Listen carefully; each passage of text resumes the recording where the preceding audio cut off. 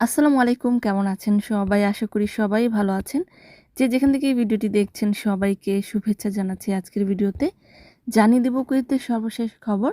প্রথমেই জানিয়ে দিচ্ছি একটি মর্মান্তিক আপডেট। গত সপ্তাহে সংশোধনাগারের জেনারেল ডিপার্টমেন্টে আগুনের ঘটনা ঘটলে সেখানে কুয়েতের ফায়ার ফাইটার্স টিমের একজন কর্নেল সৌদ আল নাসার আল খামসান আগুন নিয়ন্ত্রণে আনার চেষ্টার সময় কিছুটা আহত হয়ে হসপিটালে নিবিড় পর্যবেক্ষণে থাকেন। গতকাল তিনি মৃত্যুবরণ করেছিলেন। ইন্না লিল্লাহি ওয়া ইন্না ইলাইহি রাজিউন। তার মৃত্যুতে কুয়েতে শোকের ছায়া নেমে এসেছে। স্বরাষ্ট্র মন্ত্রণালয় থেকে তাকে রাষ্ট্রীয় মর্যাদায় দাফন করা হয়। এই দুর্ঘটনায় আরও একজন ফায়ার ফাইটার্স কর্মী ব্যাপকভাবে আহত হয়েছেন। বর্তমানে তিনি চিকিৎসারত রয়েছেন। অপরদিকে গাড়ি চুরির একটি চাঞ্চল্যকর ঘটনা প্রকাশ করেছে একটি স্থানীয় আরবি দৈনিকে। সেখানে বলা হয়েছে যে সালমিয়া এলাকায় একজন প্রবাসী তিনি একটি ব্যাংকে ঢুকে তার পুরো মাসের বেতন উঠিয়ে একটি সাদা গাড়িতে করে গাড়িটিকে ঠিক করার জন্য গ্যারেজে নিয়ে আসেন। গাড়িটি খোলা রেখে গ্যারেজে ঢুকলে একজন অজ্ঞাত ব্যক্তি গাড়িতে থাকা নগদ অর্থসহ গাড়িটিকে চুরি করে পালিয়ে নিয়ে যায়। এ ব্যাপারে ওই প্রবাসী সালমিয়া থানায় মামলা দায়ের করলে ফিঙ্গারপ্রিন্ট এবং সিসিটিভি ফুটেজের মাধ্যমে ওই চোরকে শনাক্ত করতে সক্ষম হয়। তদন্তে ওই চোরকে একজন কুয়েতি নাগরিক হিসেবে শনাক্ত করা হয়েছে এবং ওই চোর চুরি সম্পর্কে সত্যতা স্বীকার করেছে। এ ব্যাপারে কুয়েত প্রশাসন আরও প্রকাশ করেছে যে কুয়েতে অবস্থানরত যে কোনো যানবাহক চালক অথবা খাদ্য ডেলিভারি চালকেরা গাড়ি কোনোভাবেই খোলা রেখে যেন কোনো স্থানে অবস্থান না করে এ ব্যাপারে সতর্কতা অবলম্বন করতে। অপরদিকে আরও একটি স্থানীয় আরবি দৈনিকে প্রকাশ করে বলা হয়েছে যে কুয়েতের একটি বড় হাসপাতালে একটি হৃদয় বিদারক ঘটনা ঘটেছে।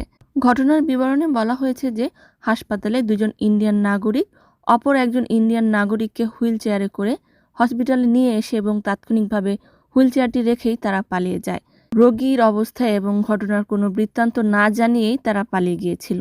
পরবর্তীতে দেখা যায় যে হুইল চেয়ারে থাকা ইন্ডিয়ান প্রবাসী কিছুক্ষণ আগেই মৃত্যুবরণ করেছিলেন এবং তার মৃত্যুটি সাধারণ মৃত্যু হয়েছিল বলে নিশ্চিত করা হয়েছে। সিসিটিভি ফুটেজ এবং তদন্তের মাধ্যমে ওই মৃত ইন্ডিয়ান ব্যক্তির দুই বন্ধুকে পরবর্তীতে আটক করা হয়েছে। তারা স্বীকার করেছে যে আকামা লঙ্ঘন ও আইনি জটিলতা এড়াতে তারা পালিয়ে গিয়েছিল। তবে তাদেরকে কুয়েত থেকে ডিপোর্ট বা সফর করিয়ে দেওয়ার চিন্তাভাবনা করছে কর্তৃপক্ষ।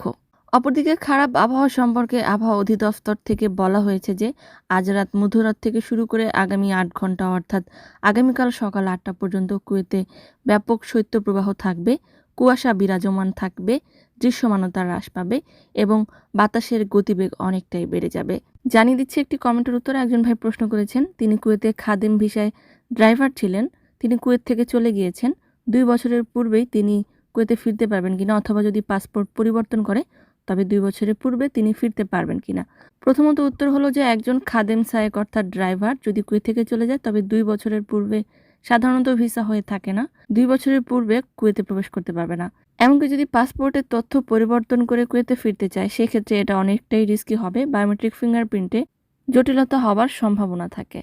সম্মানিত ভিউয়ার্স, আজকের মতো এই ছিল আপডেট। পুরো ভিডিওটি দেখার জন্য ধন্যবাদ। এই ধরনের ভিডিও পেতে চাইলে ইউটিউব চ্যানেলটিকে সাবস্ক্রাইব করে দিবেন, ফেসবুক পেজটিকে লাইক এবং ফলো করে দিবেন যারা পূর্বে করেছেন। সবাইকে ধন্যবাদ। আজকের মতো বিদায়। আল্লাহ হাফেজ।